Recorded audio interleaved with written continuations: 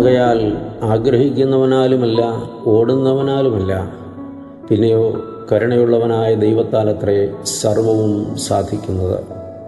റോമാലേഖനം 9-ാം അധ്യായത്തിൻ്റെ 16-ാമത്തെ തിരുവചനം.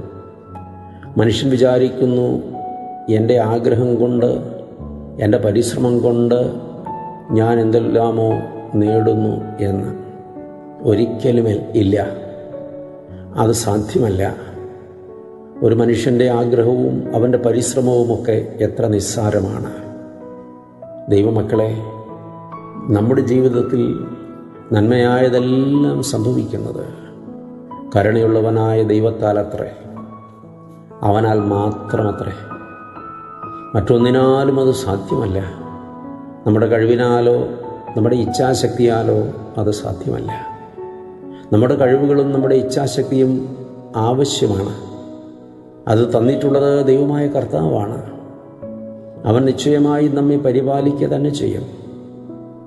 ആകയാൽ നമ്മുടെ യോഗ്യതകളൊന്നുമല്ല നമ്മുടെ ജീവിതത്തിൽ ഇന്ന് വരെ ലഭിച്ച അനുഗ്രഹങ്ങളുടെ കാരണം.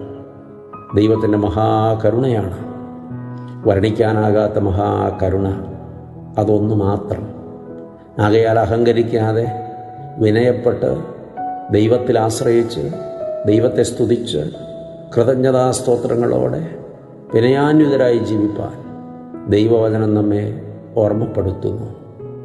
ദൈവം അനുഗ്രഹിക്കട്ടെ. ഒത്തിരി സ്നേഹത്തോടെ പാറേക്കരയച്ചൻ.